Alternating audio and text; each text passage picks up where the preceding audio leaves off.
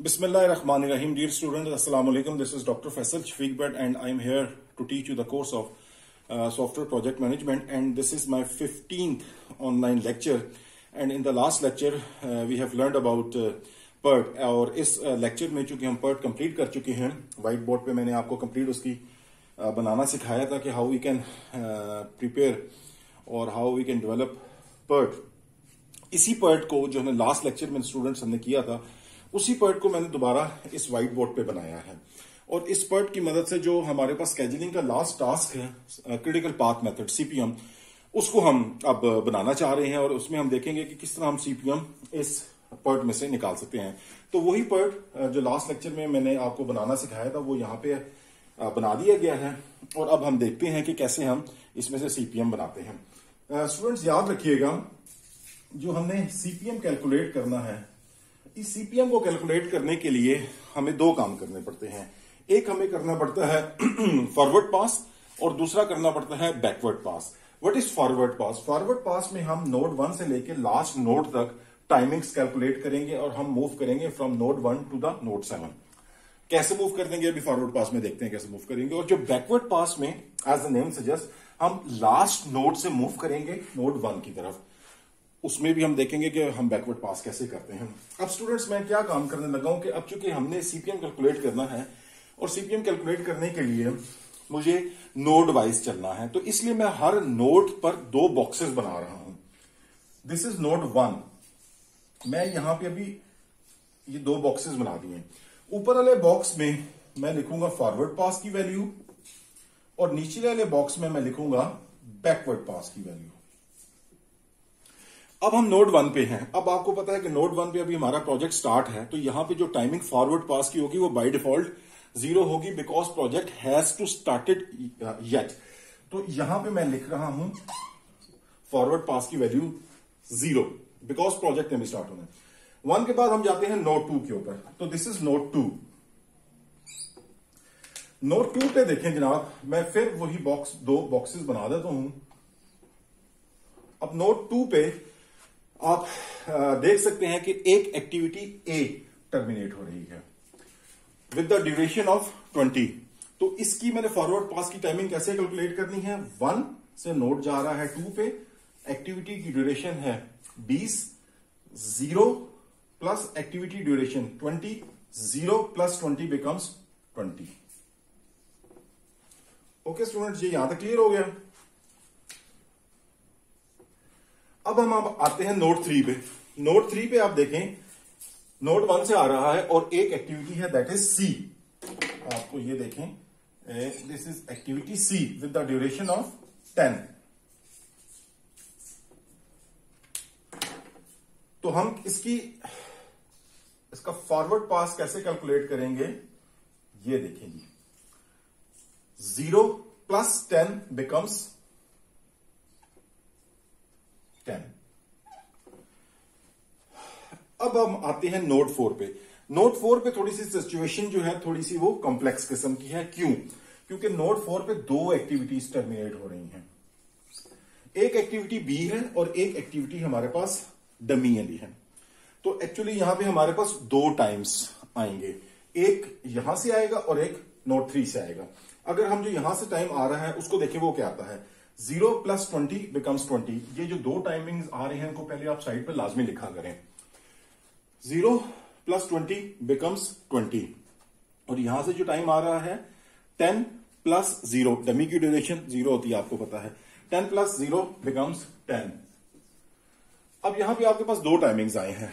अब इन दो टाइमिंग्स में से मुझे कौन सा टाइम लिखना है? देखें, ये भी मैं आपको पहले बता चुका हूं कि एक्टिविटी ई, एफ और जी किस पे डिपेंड कर रही है? On the completion of B and C. आपके पास एक्टिविटी बी 20 दिन की है, एक्टिविटी सी 10 दिन की है। जब तक आपकी एक्टिविटी बी कंप्लीट नहीं हो जाती, आप ई, एफ और जी स्टार्ट नहीं कर सकते। बेशक आप एक्टिविटी सी पहले कंप्लीट करके बैठ जाएं, you can not start activity E, F and G. So that's why जो हमें ग्रेटर टाइम होगा वो हम लेंगे, क्योंकि ये एक्टिविटी हम 21वें दिन से पहले स्टार्ट ही नहीं कर सकते। बेशक एक्टिविटी सी आप 10 दिन में करके बैठ जाए। सो यहां पे हम लेंगे ये ग्रेटर वैल्यू, तो मैं इसको 20 रब कर देता हूं। यहां पे मैं इसको 20 हमने लेना है जनाब। ओके, यहां पे फिर अब हमने नोट 4 के ऊपर ये 2 डब्बे बनाए और यहां पे हमने लिख दिया जनाब 20। Okay, node 4 is clear. Now we come to the node 5। यहां पे आप 2 बॉक्सेस बनाएं और नोट 5 पे भी सिचुएशन थोड़ी सी कॉम्प्लेक्स है, क्योंकि नोट 5 पे भी आपके पास 2 एक्टिविटीज टर्मिनेट हो रही हैं। कौन कौन सी? जी और एच। अच्छा, अब इन दोनों की टाइमिंग आप कैलकुलेट कर लें। जी ओरिजिनेट यहां से हो रही थी जी, 20 + 4, 20 + 4 बिकम्स 24, और ये एच 3 से ओरिजिनेट हो रही थी, 10 + 11 बिकम्स 21। सो 24 मैं लिख लूंगा यहां पे फॉरवर्ड पास की वैल्यू में।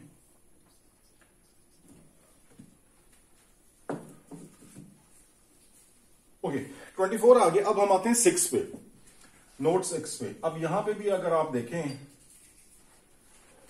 तो एक्टिविटीज जो है वो 2 टर्मिनेट हो रही हैं। एक ओरिजिनेट हो रही है नोट 2 से और एक 4 से।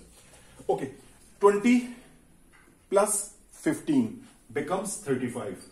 एक ये टाइम आपने लिख लिया, एक यहां से आ रहा है टाइम, वो आ रहा है टाइम 20 + 10 बिकम्स 30। तो आप 35 जो ग्रेटर टाइम है वो फॉरवर्ड पास की वैल्यू के तौर पे ले लेंगे। अब आप आ जाए नोट 7 पे, लास्ट नोट। यहां पे अगर आप गौर करें तो 3 एक्टिविटी 7th नोट पे टर्मिनेट होती हैं।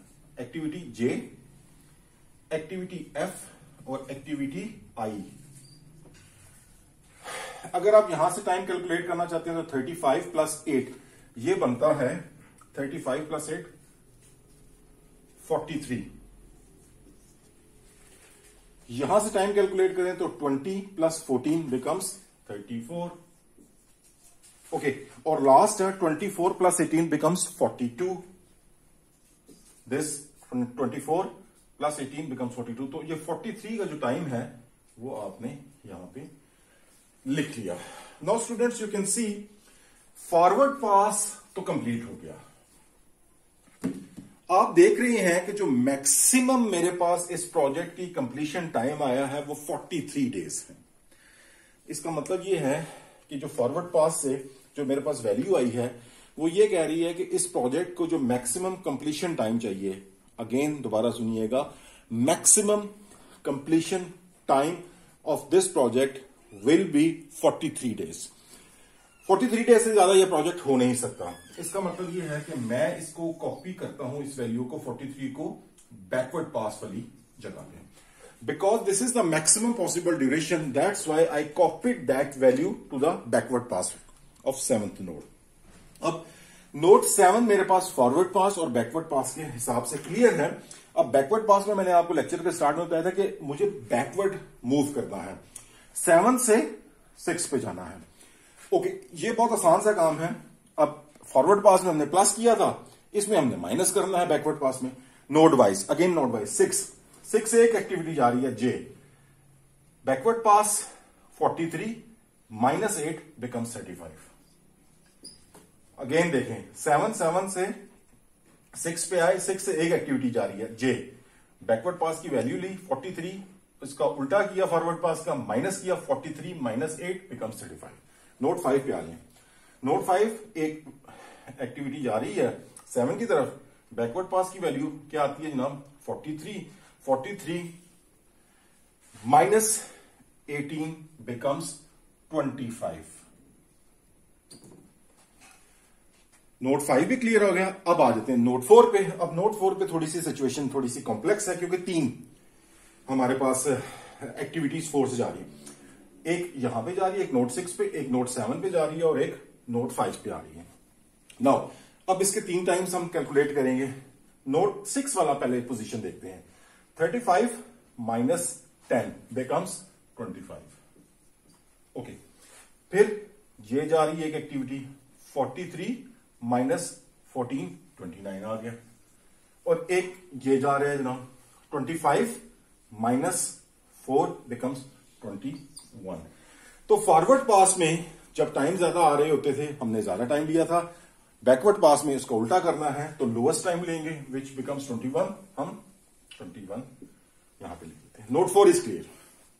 Now we come to node 3। अब नोड 3 पे देखें तो मामला बिल्कुल ऐसे हैं कि इसमें भी अगर आप देखें तो नोड 3 में भी अगर गौर करें तो नोड 3 से भी आपके पास दो एक्टिविटीज निकल रही हैं, एक H5 की तरफ जाता है और एक ये डमी।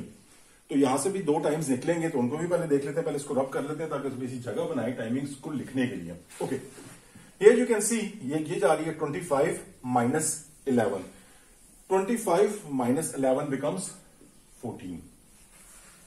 फिर एक यहां से डमी का भी आ रहा है क्योंकि एरो ऊपर की तरफ जा रहा है, तो 21 माइनस डमी की ड्यूरेशन आपको पता 0 होती है, 21 माइनस 0 बिकम्स 21।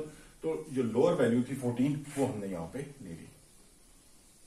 ओके, ये क्लियर हो गया ना। अब आते हैं स्टूडेंट्स हम नोट 2 पे।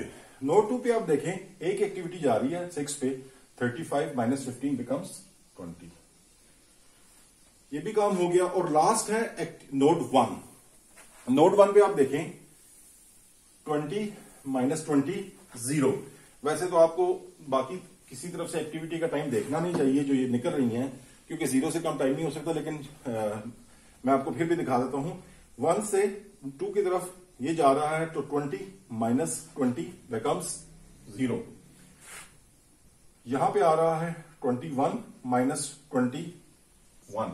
एक एक्टिविटी यहां जा रही है 14 माइनस 10, तो ये आपके पास आ जाएगी 14 माइनस 10 बिकम्स 4। तो 0 इज द लीस्ट, तो 0 हमने ले ली। सो स्टूडेंट्स, फॉरवर्ड और बैकवर्ड पास कंप्लीट हो गया है। अब हम लेक्चर के बिल्कुल आखिर में पहुंच गए हैं, और जिसमें अब हमने यहां पे देखना है कि मुख्तलिफ नोड्स आप जरा चेक करें।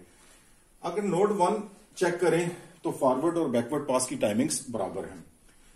नोड 2 चेक करें, फॉरवर्ड बैकवर्ड पास की टाइमिंग्स बराबर हैं। नोड 6 चेक करें, फॉरवर्ड पास बैकवर्ड पास की टाइमिंग्स बराबर हैं।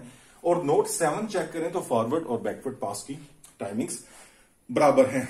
तो जिन नोड्स के ऊपर स्टूडेंट्स टाइमिंग आ गई है बराबर, इसका मतलब यह है कि उन नोड्स के ऊपर जो एक्टिविटीज हैं वो क्रिटिकल पाथ के ऊपर हैं। सो जो एक्टिविटीज क्रिटिकल पाथ पे हैं वो ए है, डी है और जे है। अच्छा, अब इसका क्या मतलब है? इसका मतलब यह है कि ये जो एक्टिविटीज ए, डी और जे हैं, इनको हम, चूंकि ये क्रिटिकल पाथ पे ऊपर आ चुकी हैं, तो इनको हम किसी भी सूरत में डिले नहीं कर सकते।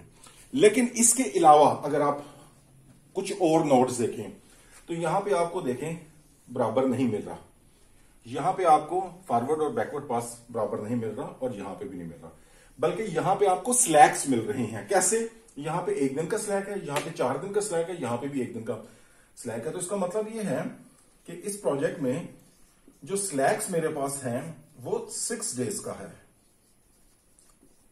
Other than these activities A, D, J, in 3 activities चूंकि ये क्रिटिकल पाथ के ऊपर हैं, तो इन एक्टिविटीज को आप लिंगर ऑन नहीं कर सकते, आप इन एक्टिविटीज को डिले नहीं कर सकते। लेकिन इन एक्टिविटीज के अलावा जो बाकी एक्टिविटीज हैं उनको आप डिले कर सकते हैं, लेकिन 6 दिन से ज्यादा नहीं, क्योंकि इस प्रोजेक्ट में जो other than critical path method के ऊपर, क्रिटिकल पाथ के ऊपर जो एक्टिविटीज हैं, उनके अलावा जो एक्टिविटीज हैं उनमें लिंगर ऑन कर सकते हैं, लेकिन वो भी 6 दिन से ज्यादा आप नहीं कर सकते। सो आप एक्टिविटी सी को, एच को, जी को, एफ को, आई को जो एक 2 दिन डिले करना चाहते हैं वो कर ले, लेकिन इन सब का डिले मिलके 6 दिन से ज्यादा नहीं होना चाहिए। अदरवाइज क्या होगा? अदरवाइज ये भी क्रिटिकल पाथ पे चली जाएंगी। लेकिन अभी इनमें हमारे पास स्लैक अवेलेबल है, हम अगर कोई एक्टिविटी डिले करना चाहते हैं तो कर सकते हैं, लेकिन मैक्सिमम 6 दिन।